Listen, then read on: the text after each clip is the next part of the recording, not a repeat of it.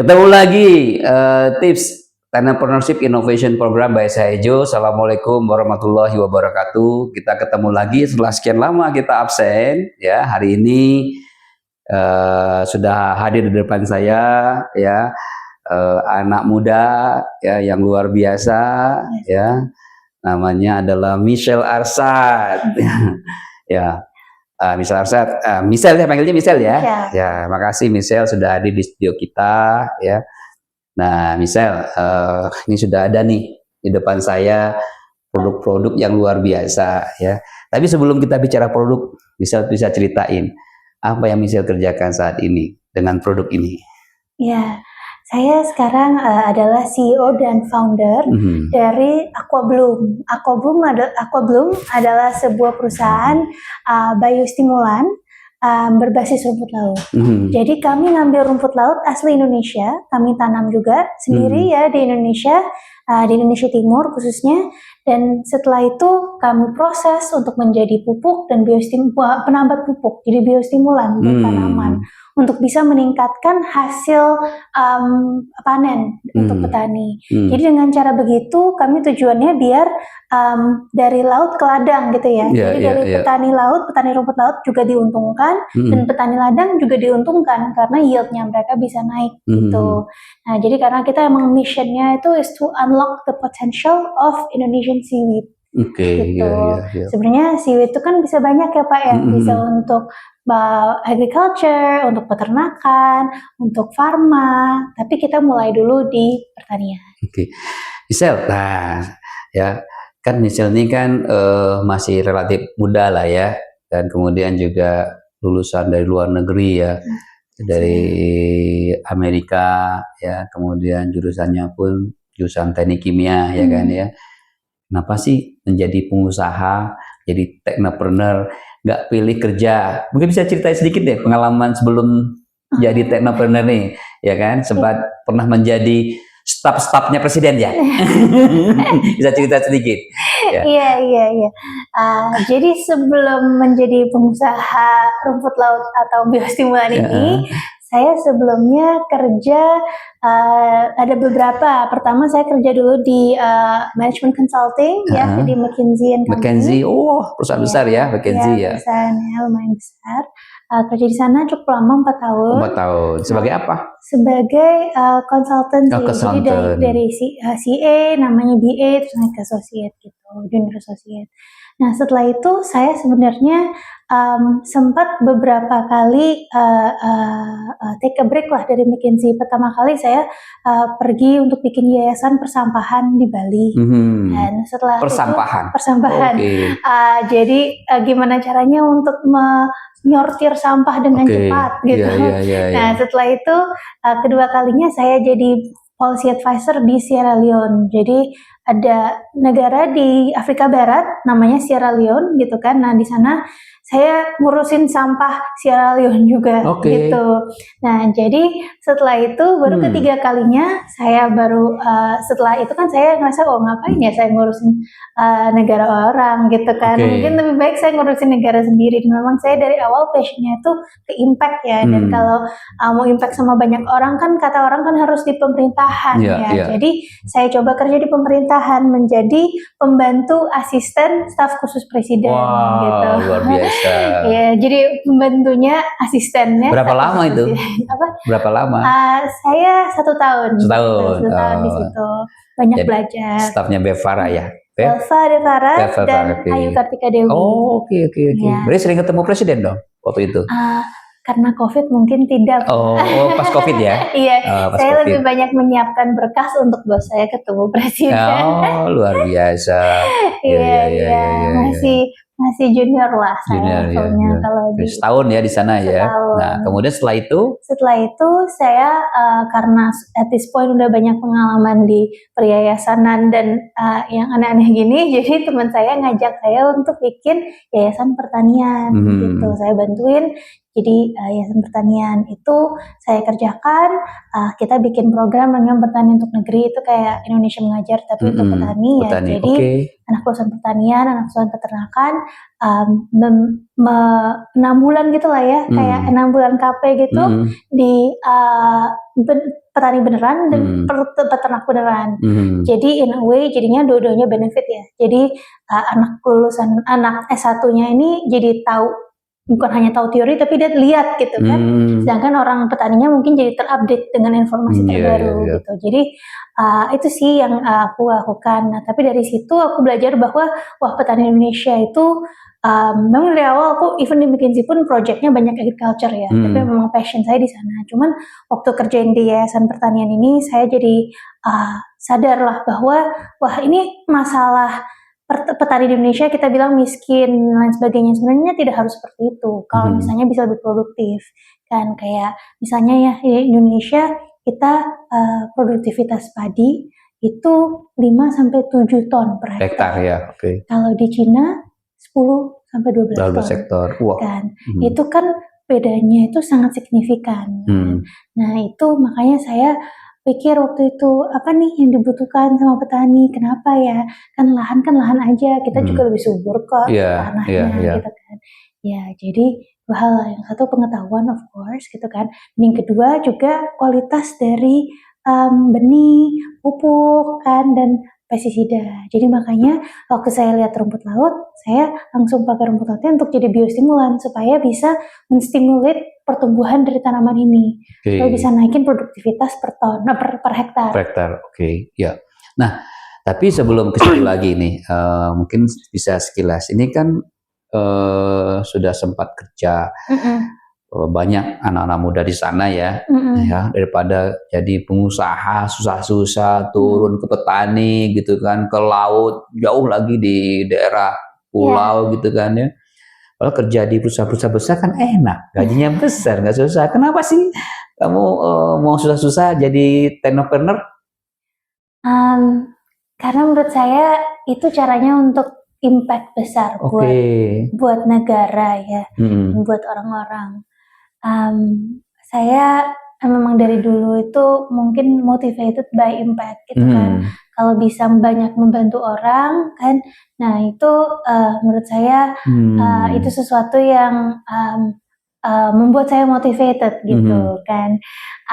Jadi kalau kerja di perusahaan tentu bisa juga ya berimpact besar kepada orang.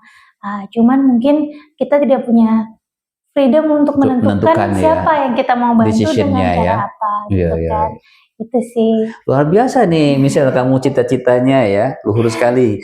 Nah, sekarang kita lihat nih teman-teman ya, tipster ya. Ini adalah produk-produknya ya, produk-produk yang sudah dibuat Michelle dan timnya ya. Nah, Michelle, bisa ceritakan nggak ini produk-produk ini apa dan fungsinya untuk apa? Ya, jadi kita tuh produknya itu ada beberapa ya, karena tentu pertanian itu kompleks dan banyak nggak one size fits all gitu ya. Nah, jadi produknya aku mulai dulu di awal ya. Jadi ini untuk produk pembibitan. Ya, kalau pembibitan itu dia bisa mempercepat daya kecambah kan. Jadi misalnya biasanya 2 minggu baru kelihatan, nah ini 3 hari udah kelihatan gitu. Jadi lumayan bisa membantu meningkatkan daya kecambah. Dia juga setelah, mungkin petani semai juga banyak yang lebih udah tahu lah ya, bahwa kadang-kadang muncul semainya, tapi habis semainya cepat mati. Nah, itu dengan pakai biostimulan ini juga meningkatkan survivability dari semai itu sampai 2 kali lipat. Jadi kalau yang pakai punya kita 80%, yang tidak 40% kemarin dicobanya. Jadi 2 kali lipat lah gitu kan. Jadi tuh kalau Lambda ini petani ini adalah Lambda ya. Ya, untuk semai. Dia juga bagus buat stacking juga bisa dipakai juga. Ya, jadi ini 100% organik karena ini pure rumput laut. Dari gitu. rumput laut ya. Pure rumput laut dan ini itu 6 bulannya diapain tuh? Ada proses lah ya? Iya, ada prosesnya. Jadi rumput lautnya kita panen ya dengan petani mitra kita gitu kan. Setelah itu kita proses di lab kita ya untuk supaya bioaktifnya tinggi. Jadi kita mencari certain bioaktif supaya dia bisa keluarlah dari rumput lautnya itu. Setelah itu kan dia bentuknya liquid ya. Nah, kalau misalnya ini di pure seaweed. Jadi kita kombinasi antara beberapa spesies rumput laut justru. Jadi nggak bisa single rumput laut nggak bisa ya. Ada beberapa. Bisa, tapi lebih baik kalau misalnya kombinasi. Itu tadi adalah ini yang lambda. Kalau yang ini? Nah, kalau ini itu alpha. Kalau alpha ini dia bagus buat vegetatif. Jadi kan petani itu vegetatif generatif ya. Jadi vegetatif itu waktu daun. Dia buat cepet rimbun kalau kata petani gitu kan. Jadi lettuce romaine-nya bisa lebih besar, lebih cepat panen ya. Kalau misalnya emang kita mau panennya sawi atau lettuce. Kalau misalnya kita mau tanamnya seperti cabai atau tomat gitu kan, kita kan maunya daunnya banyak supaya nanti dia buahnya juga banyak, cuma tunasnya banyak gitu kan. Nah ini dia membantu di awal juga. Nah ini untuk vegetatif, spraynya dia foliar ya, jadi dia disemprotkan di daun aja. Oh di daun saja. Untuk ini juga sama? Semuanya sama. Di daun ya, Ya, ini juga bisa sih untuk direndam. Cuman kalau biasanya kita foliar gitu ya. Di foliar yang dipakai juga dikit ya, 2 ml per liter gitu. Jadi mungkin 1 liter per hektar per bulan gitu. Jadi dalam 1 hektar gitu, itu cukup dengan 1 liter. 1 liter per bulan. Sangat efisien ya? Sangat efisien. Tergantung tanaman, tapi in general kayak gitu. Nah, terus kalau ini delta ini untuk fase generatif. Jadi dia membantu untuk buahnya lebih banyak. Ini terbukti bisa naikin buah sempat 50%, tapi biasanya kita janjiin 20% lah. Ya 25 sampai 40-an% itu normal. Buah ya? Buah. Buah apa saja yang sudah banyak dipakai oleh customernya? Kita ini sama ini semuanya ini sama ini ya, khususnya itu dipakai untuk tomat, cabai, melon, semangka. Melon, semangka.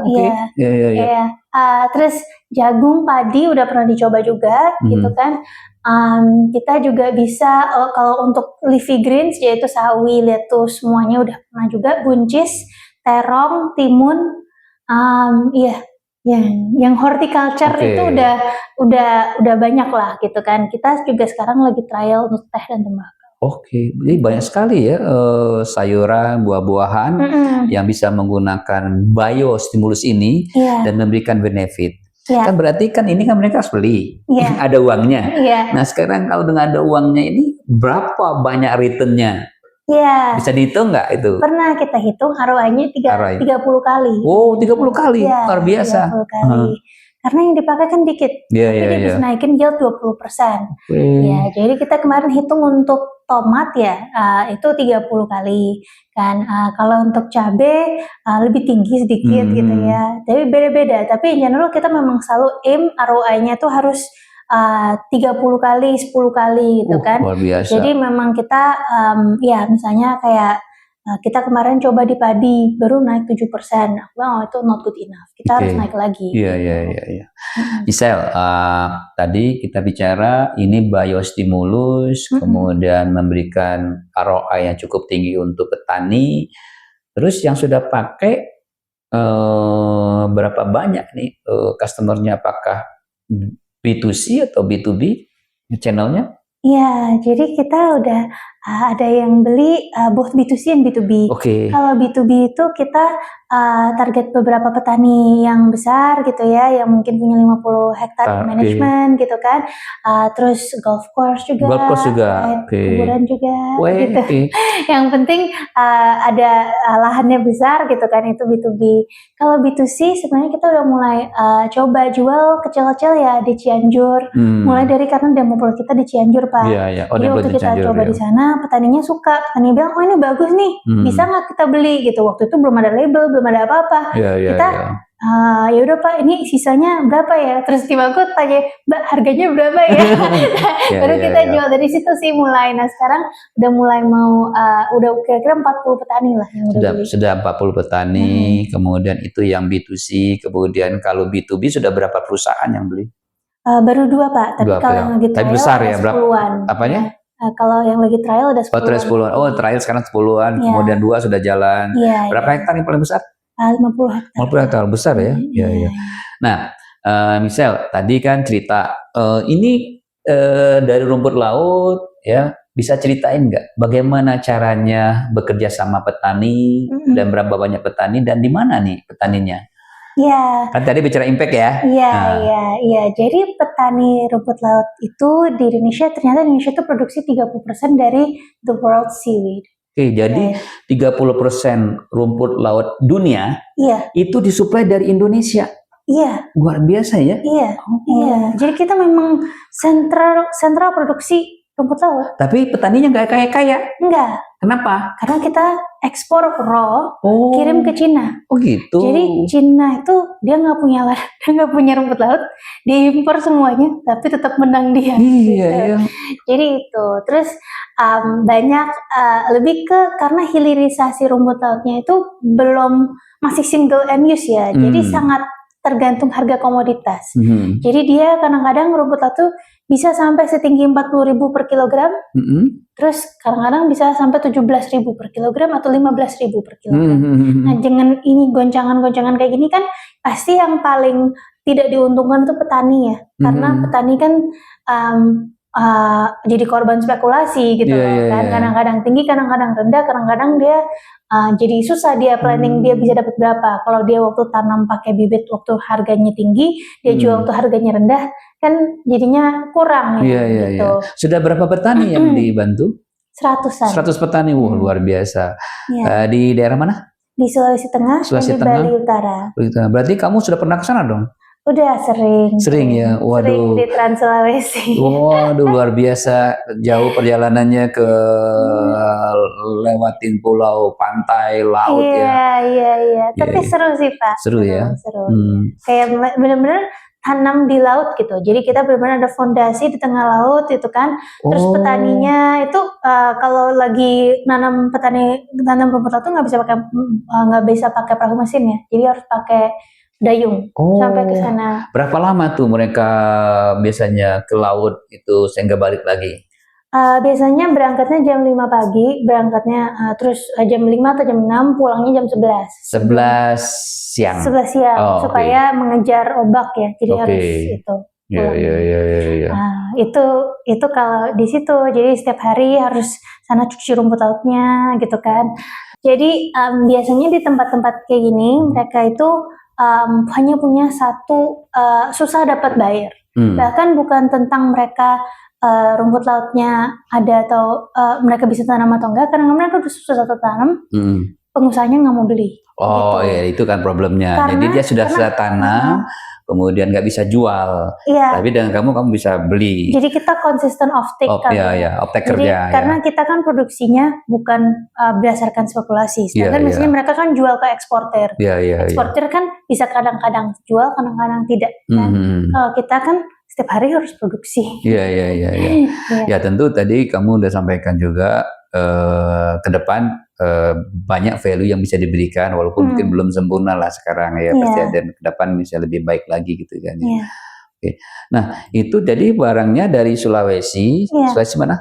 Sulawesi Tengah dibawa ke Jakarta. Jakarta diolah di Jakarta. Kemudian ada labnya juga di Jakarta. Nah sekarang kapasitas produksinya berapa sekarang? Untuk sekarang kita di 2.000 liter. 2.000 liter per bulan. Rencananya? 7.000 liter. 7.000 liter. Kapan tuh 7.000 liter itu rencananya?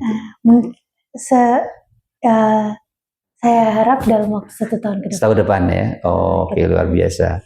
Nah, jadi produk ini sangat bermanfaat karena satu dia organik ya.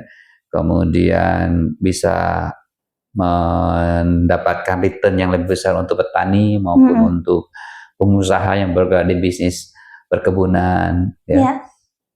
Nah, apa sekarang kendalanya? Pasti kalau bisnis kan nggak pasti ada challenge dong, ada problem dan challenge ya. Apa kendalanya saat berbisnis ini? Ya, yang pertama kendalanya pasti introducing new product to the market is challenging. Mengedukasi user ya. Soalnya kita kan kalau kita tuh educate-nya dari user dan dari petani juga kan. Jadi maksudnya kita educate petani ladang dan kita juga harus educate petani laut. Iya kan? betul. Nah jadi kalau petani laut itu dia memproduksi, petani ladang adalah pengguna, pemakai. Dua-duanya harus diedukasi. Iya. Jadi mungkin jadinya kompleks karena both sides harus di-educate. Kalau yang di petani petani ladang atau petani pertanian seperti yang kita biasa gitu ya, itu lebih ke mereka kadang-kadang ngerasa wah ini saya kalau pakai barang ini lebih baik ya. Nah, jadi masih dipertanyakan. Dipertanyakan. Karena dia beli harus bayar ya. Belum tahu ini bermanfaat benar nggak gitu, kayaknya masih tanda tanya, masih question mark ya. Iya, sedangkan mereka kan terbiasa dengan NPK aja. Tapi kan yang mungkin sebenarnya NPK tuh bagus ya, dan menurut saya pupuk itu bagus gitu kan. Saya bukan anti pupuk. Menurut saya pupuk itu bagus. Justru kita selalu develop di atas pupuk. Jadi kita tidak pernah bilang kita menggantikan pupuk. Jadi ini adalah sebagai aditif dong ya. Aditif. Jadi yang existing tetap pakai. Misalnya dia pakai urea, NPK masih tetap pakai. Artinya ini tambahan untuk meningkatkan produktivitas. Iya, karena tanaman itu kan nggak hanya butuh NPK, Pak. Mereka butuh misalnya butuh boron, gitu kan. Butuh mikronutrien. Dan itu kalau di lahan kita nggak top up, dia bakal hilang juga di situ. Sedangkan kalau rumput laut tuh dia banyak bawa mikronutrien dari laut gitu, karena dia sebenarnya hampir sama dengan fungsinya sama mikronutrien juga dong ini ya. Cuman kalau mikronutrien biasanya dari anorganik ya kayak boron, kapur dan lain-lain. Ini dari laut diambil. Jadi dia itu sendirinya udah tinggi di metal kadang-kadang, dia juga udah very high in kaliumnya itu udah tinggi banget gitu kan. Jadi rumput laut itu, dan karena dia itu mungkin sendirinya juga tanaman ya Pak ya, jadi dia available gitu. Jadi dia dalam form yang gampang diserap sama tanaman juga. Ya, Michelle, ini ke depan, Michelle, apa rencana ke depan kamu? Ke depan mungkin ada rencana apa, planning ke depan dengan produksi ini? Apakah rencana mau mengembangkan produk baru lagi atau bagaimana? Ini terus riset jalan terus kan? Riset terus jalan. Itu kamu sama siapa tuh ngerjain ini? Ada timnya khusus? Ada timnya. Ada berapa orang timnya sekarang? Saya sekarang timnya 5. 5 orang, oke. 2 orang untuk ngerjain R&D bagian pertaniannya. Jadi di tim aku ada yang udah 15 tahun formasi biostimulan, jadi udah jago banget gitu kan. Nah setelah itu saya juga ada tim yang fokus untuk mengembangkan upstreamnya. Jadi untuk rumput lautnya. Kan, jadi itu kita bedain dua-duanya tuh ada. Dan juga tentu aku punya tim sales juga. Gitu. Sales juga ada ya. Iya.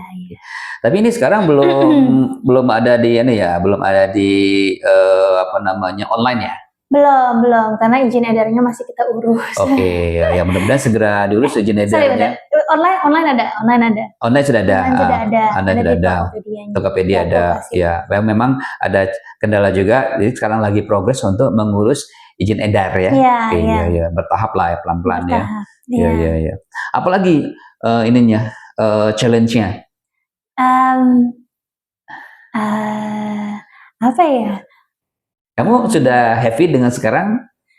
Dengan hasil risetnya sekarang? Maksudnya belum kan? Jadi menurut saya risetnya itu, ya kendalanya tuh misalnya kita udah oke nih buat satu tanaman gitu ya. Tapi kita harus terus mengembangkan, gimana nih supaya bisa lebih bagus lagi buat tanaman ini. Setiap tanaman itu kan ada masalah-masalah lain gitu ya. Nah jadi masalah sendiri. Nah, jadi kita harus memastikan, kita sering research untuk memastikan apa nih yang kita bisa kembangkan lagi, apa yang kita bisa tambahkan, ini kurang apa, ini kelebihan apa gitu kan. Jadi kita di lab kita pun kita banyak tanaman yang selalu lagi dicoba gitu kan. Dan kita tes, oh iya kalau untuk use case ini bisa nggak, untuk hidroponik bisa nggak, untuk apa bisa nggak. Nah itu semua kita kembangkan. Hidroponik sudah bisa? Sudah dicoba, belum bisa. Nah 30%. 30% ya. Oke. Jadi next time bisa jadi nutriennya hidroponik dong nih? Bisa. Dan sebenarnya udah banyak sih formulator hidroponik yang reach out ke kita. Oh oke. Iya, karena mereka biasanya mungkin mau punya daya jual sendiri kan, unik gitu kan. Ya unik ya, membedakan dengan yang lain dengan tambahan biostimulan ya, tambahin aditifnya. Oh ini biostimulan untuk meningkatkan diferensiasi dengan produk lain. Iya. Misal kan tadi kalau sudah produk kan sudah berhasil bagus ya. Nah sekarang kita bicara pasar nih, ya. Gimana caranya nih bisa meningkatkan pasarnya sehingga nanti kalau kamu bisa meningkatkan pasar, tumbuh, ya satu petani banyak mendapatkan manfaat, tapi di sisi yang lain petani produsen rumput laut juga banyak yang dapat manfaat. Kan sekarang baru 100, ya kan? Bisa nggak 1000 petani gitu loh. Terus kapan tuh kira-kira kamu cita-citanya atau rencananya? Iya. Planning kamu? Jadi kita rencananya dalam waktu 3 tahun mau sampai 21.000 liter per bulan. Oke, berarti sekarang baru 2.000, berarti 21.000 10 kali ya dalam waktu 3 tahun ya. Gak bisa lebih cepat. Iya, mau lebih cepat lagi. Nah, jadi kita tentunya mau reach ke lebih banyak petani lagi gitu kan. Nah jadi petani horticulture, petani padi, petani jagung itu kan yang besar ya. Tapi juga ada petani nilam, petani kentang, udah situ. Petani nilam, tembakau, teh itu semua kita harus perbanyak lah. Jadi dari homeworknya dari saya tentu untuk produk yang lebih efektif lagi gitu kan, supaya itu. Dan yang kedua of course dari sales process kita juga harus demo plot dan harus reach out dan mengconvince petani-petani ini, karena saya percaya bahwa kalau misalnya produknya bagus pasti semua orang beli gitu ya. Betul. Tapi yang penting kita menginfokan dan memberikan kesempatan untuk mencoba gitu kan, itu sih. Kalau nilam kita punya kebun nilam nih, jadi bisa kita beli nih, bisa jadi customernya Asahejo. Semoga ya Pak ya. Iya, misal ini sudah cukup banyak kita ngobrol-ngobrol ya.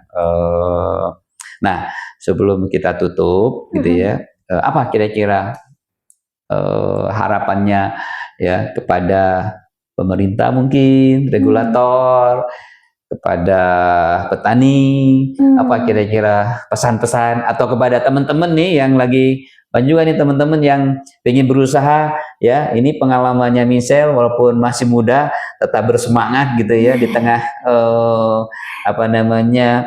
di tengah banyak yang pergi ke luar negeri gitu ya, atau bekerja di luar negeri, tapi sekarang membangun negeri gitu ya, dengan membuat bisnis usaha yang usahanya tidak kaleng-kaleng ya.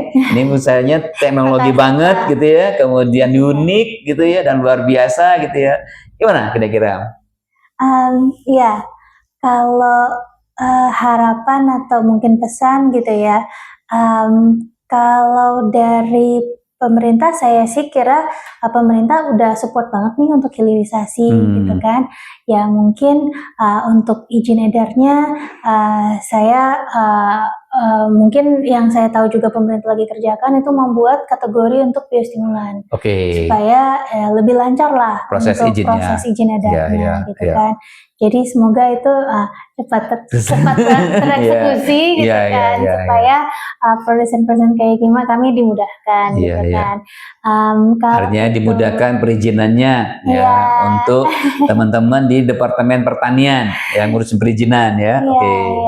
Terus kalau untuk petani rumput laut, mungkin saya pesannya lebih ke ayo kita kerjasama gitu kan, jangan putus asa walaupun harga sekarang lagi drop kan, tapi kami lagi kembangkan hilirisasi yang semoga bisa menstabilkan harga, supaya bapak-bapak dan ibu-ibu petani rumput laut itu bisa lebih stabil uangnya, lebih happy kerjainnya ya. Jadi jangan putus asa. Kami tetap semangat semoga kami bisa mengerjakan cukup cepat supaya Bapak dan Ibu masih punya semangat gitu kan untuk itu.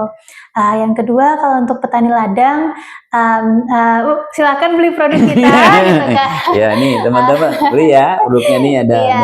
Ya.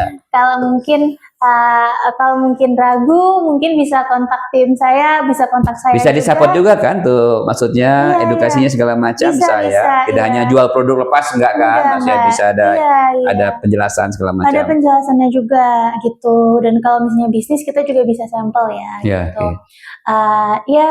Dan untuk pengusaha yang lain, teman-teman nih yang seumuran kamu nih, yang banyak yang lari ke luar negeri, banyak yang bekerja tidak mau jadi pengusaha gitu, apa pesannya kamu untuk teman-teman yang sedang lagi mau berusaha atau sedang berusaha yang sedang naik turun gitu ya, kan nggak ada perusahaan yang usaha yang naik terus ya. Iya. Menurut saya dulu pernah dapat advice, nggak tahu bener atau enggak Pak, bahwa hanya jadilah pengusaha kalau kamu nggak bisa melakukan yang lain lagi. Karena menjadi pengusaha itu sangat sulit gitu ya. Tapi saya udah berkali-kali, baru saya 1,5 tahun ya jadi pengusaha, itu pun saya sudah nangis, sudah banyak banget. Saya sudah kesel, sampai mau putus asa berkali-kali gitu ya. Tapi karena keluarga saya, komunitas saya, dan mentor-mentor saya selalu mendukung dan selalu, ayo Michelle sedikit lagi bisa gitu kan. Nah jadi dan selalu kalau saya berusaha ada aja pencerahan gitu kan yang terjadi gitu kan. Jadi menurut saya kalau teman-teman sudah memutuskan untuk mau jadi pengusaha, mungkin yang saya bisa ngasih tahu itu, saya sendiri juga nangis itu normal. Saya kadang-kadang waktu dulu saya nangis di mobil 1 jam, terus saya WhatsApp teman saya yang juga pengusaha, dia bilang, oh ya saya sering Michelle. Ya kalau mau enak saja susah dong ya. Memang kalau seandainya kamu nangis berarti kamu akan sukses gitu. Kalau kamu ketawa terus kamu nggak sukses gitu kan. Untuk berhasil itu memang harus penuh perjuangan yang berat. Katanya tidak kan hanya nangis air mata tapi juga nangis darah.